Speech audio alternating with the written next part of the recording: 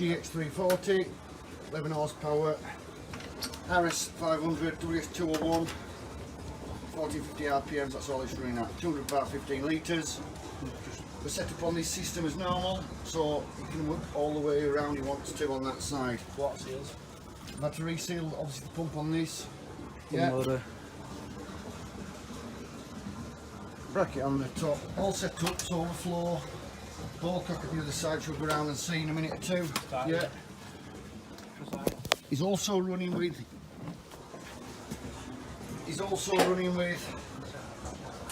the patio cleaner, so we know for future.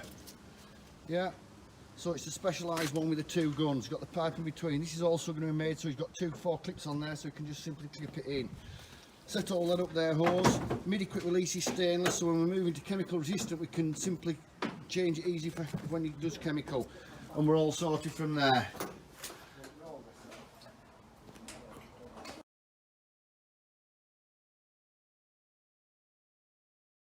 You connected the mains water up to the system itself, so that's going up onto the hose reel itself. Then got the quick release, so we can pull the main hose off as far as you want it to go, and then quick release it onto the side of the reel. Full flow system, 3/4 all the way through. We're then coming in at the moment. What we've simply got on this side here is the ball cock. So if we take the top off there and just have a look inside, you'll see that what we're running is a ball cock system, so it's controlled. Yeah. At that stage, with it being a seal lid, what I'd be wanting you to do is put this pipe onto here, taking the bung off so the tank can breathe as it's filling up with water. So it's not going to airlock and everything else on the system itself and start pulling the tank in. So that's there. We then move it over, and what we can simply do, we can then go to the hydrant point. So if you're ever working off a hydrant point, what we do is quick release that, and we go same again straight into that point there. That's no restrictions, no restriction flow whatsoever, and you connect up to the hydrant point with this side here. Same again. Same again, you would leave that tank to breathe. Yeah. So what you would be doing on that side is actually opening the lid and taking the lid off completely while you're filling up with an hydrant point, so it doesn't burst and blow the lid off, because there's a lot of force on hydrant points. Yeah. We're then moving into the bottom side of it. So what we'd simply do now at this point is, if you're working, yeah, so what we'd simply do is take the bottom part off, which we're taking off there. Yeah.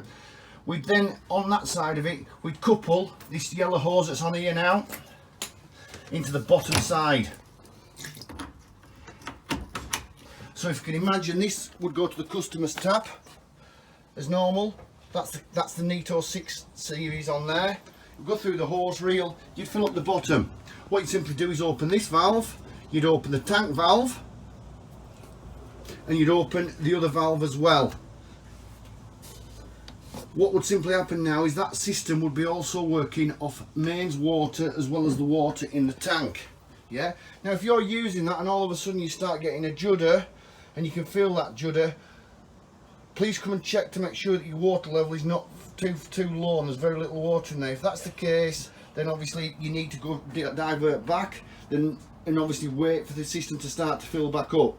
Because what's happening is the machine itself is running short of water, but by the time you get back to it, there's a bit of water in the tank again. Yeah, it will always prime itself up when you're working off a force-fed water system, where if you're making the machine suck for its water, the other systems, it will take a while to prime back up and you'll have to get the air out of it. On this system, it will automatically prime itself back up in seconds, but check your water level. So if every so often you're getting a judder and a vibration through the machine itself, check it. Let go of the trigger, let it fill back up for a minute or two, catch it with plenty of water before you start keep pulling the trigger, letting go, pulling the trigger, letting go, and letting it judder. Yeah, you don't want to be going down that route. Okay, now we've also got there on that side, so if you're wanting to, if we close and close the that's closed off as the tank now. Now what we can simply do if we want to work off the tank itself, we'd take that point off, we'd then close that valve off. Yeah, and what you're simply doing now is, by opening the other one on the tank, is letting water come from the tank and just running off the tank system itself alone. So that is running off the water that's in the tank. The 5 valves closed off, and you're all sorted there on that side. Filter, very easy and simple to go on to there. You don't have to get grips or anything else, it's done via your hand. Simple and very straightforward. Now we've also got another hose here that you'll see that's a wired hose that goes onto the system. Frosty weather, so we connect this up to the system. We'd then open that valve. You'd leave the tank if you water in the tank if you wanted to. You can leave the water in the tank and close the tank valve off. We'd leave that valve open and we'd come to this side and we'd let air into the system by opening the prime and frost valve. We're then letting the water out. We're getting the water out of the system if we can, so the system itself isn't going to freeze up in frost protection. This is also quick release. Yeah, as you can see, quick release on and off. You know then that the machine itself is fully protected for frost. No issues, you're not going to get frozen up or anything else. Like I say, it's up to you. If we open that valve now, what will happen is open the tank valve, all the water in the tank will also drain out. As we can see, it's running out to the door. Yeah, that is really the mains water inlet setup side configured, showing you how it all works and goes together.